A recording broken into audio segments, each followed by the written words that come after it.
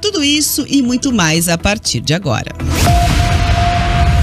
É notícia, é credibilidade, é opinião. RN Dia Paraná, na Jovem Pan News. 11h08 e a gente começa falando sobre economia com dinheiro público. O governo do Paraná, ouvinte, está dizendo aí ter economizado cerca de R$600 mil depois de restringir o uso de carros oficiais, de aluguéis e adotar aí também um sistema de transporte para os funcionários públicos poderem trabalhar e também as autoridades, que é bastante parecido com o funcionamento dos aplicativos de transporte. É um programa que se chama TaxiGov. O governo do Paraná adotou em 2020 e diz agora ter economizado R$612 mil.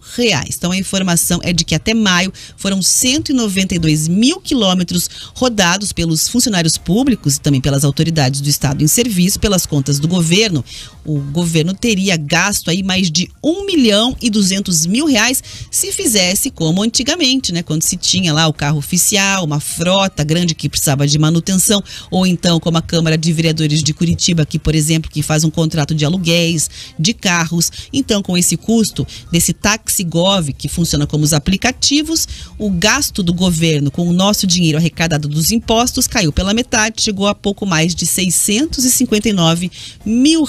Então, esse transporte de TaxiGov foi usado para deslocamento de funcionários públicos, obviamente em trabalho, quando tem que fazer reunião, encontro, palestra, debate, treinamento, participar de eventos. Foram quase 20 mil corridas, a maior parte dos funcionários da saúde. E aí tem um dado interessante aqui a respeito dessa troca que o governo do Paraná fez, né? Dizendo que o custo médio do quilômetro rodado, que era de R$6,60, com essa espécie de aplicativo aí para os funcionários públicos, caiu para R$3,46. Bela economia, né, Riva? Inclusive porque a questão, obviamente, dos carros, quando tem frota oficial, para a Câmara de Vereadores, para a Assembleia, para políticos, em geral, não só os funcionários públicos, acaba sempre sendo uma questão bastante espinhosa. Sempre. Agora, Rafa, a gente tem que prestar atenção que o dinheiro público ele tem que ser bem gasto. O poder público ele tem que começar a entrar em modernidades para também economizar.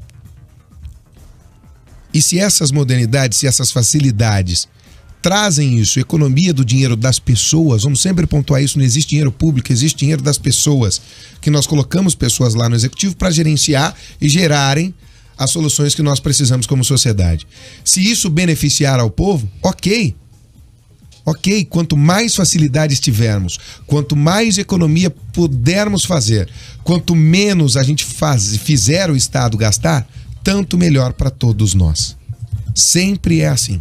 Sempre é assim, nós temos que levar isso em consideração. Então, quando faz bem feito, bela medida. É isso, a gente tem que aplaudir também quando as coisas são feitas da forma correta. Aí foi, economizou, é vantagem para todo mundo. Pois é importante, porque a gente observa, inclusive, que a pandemia trouxe alternativas online para a gente resolver as coisas, né, Riva? Do que ficou daquele momento mais sufocante, pelo menos, foi uma otimização, inclusive, para os escritórios particulares. Teve muita empresa que acabou percebendo a dinâmica do home office ou então das reuniões online como uma alternativa de economia e que continuou funcionando para o desenvolvimento do trabalho. E o que a gente percebe muitas vezes, na verdade, é um gasto questionável aí em relação ao dinheiro público. A gente vê, por exemplo, frente parlamentar, não sei das quantas. Tem uma reunião em Brasília, como aconteceu há poucos dias, vão 5, 6 viajar para lá. Sem necessidade nenhuma. Dá para fazer online ou de repente estar presencialmente? Tem que todo mundo viajar. Pega o deputado federal que representa a nossa bancada aqui, vai um dos deputados estaduais e faz esse tipo de reunião. Os outros fazem por aqui. Outra, Rafa, por esses aplicativos é mais fácil de você comprovar. Porque eles obrigatoriamente têm que gerar o recibo das viagens. Você coloca um e-mail único, cai nesse e-mail, pode ser, sei lá, na ouvidoria do estado, onde for, ou do setor, cai, tá aqui, quanto viajou isso aqui, ó, tá aqui comprovado, pagou, quem foi, quem fez, foi pra onde, por que que foi? Fica muito mais fácil você ter essa comprovação. Deixa de ser a casa da mãe Joana. Porque quando você tem carro oficial, preciso de um carro oficial, vou ali onde?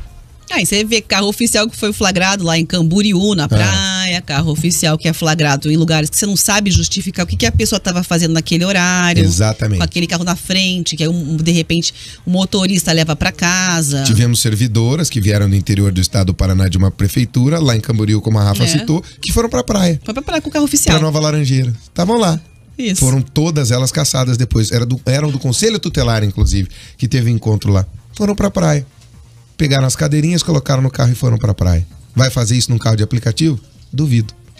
Pois é, aqui em Curitiba vale dizer o seguinte, foi uma iniciativa até da Jovem Pan, adesivar os carros para identificar, né? Que são carros alugados. Aqui na capital tem um contrato lá, os ouvintes cobraram muito, a Jovem Pan entrou e encampou essa campanha, e aí, portanto, a Câmara de Vereadores coloca lá no site que é uma iniciativa dela e tal, mas teve muita pancada aqui da rádio, sim, muita cobrança em cima dos contratos, porque é isso, você não sabia onde é que estavam os carros. Teve vereador que abriu mão. Tem vários vereadores que abriram mão aqui na capital dos seus carros oficiais, né? Por meio de aluguel aí. Mas outros acabaram utilizando. E aí não tinha identificação nenhuma. E a conta sendo paga com dinheiro público. Então agora adesivaram, você sabe que aquele carro é um carro que está sendo utilizado pelo vereador para trabalho. Então está parado numa rua. Serviço, né? Isso, você consegue identificar de quem é que está e o que está fazendo ali. Para ter a fiscalização da população também, né? Presume-se que seja uso em serviço. Tomara que estejam usando corretamente, porque, ó, nós estamos de olho, atento com o dinheiro das pessoas. Até porque, né, Riva, vamos combinar que a classe política tem uma série de vantagens. É cota para viagem aérea, é dar dinheiro para orçamento, para o gabinete. Inclusive, tem ouvinte lembrando, o que adianta economizar, no caso dele, que se depois vai gastar tudo com criando 542 cargos comissionados para outros Joga poderes, fora, né? Tá dizendo aqui. A conta não fecha, segundo ele. E não são só os políticos, né, Rafa? A classe política que pode se aposentar depois de 8 anos, aquela coisa toda, né? Depois de um segundo mandato, lá no governo federal, principalmente não no governo federal, mas em âmbito federal, falo de deputados federais e tudo mais.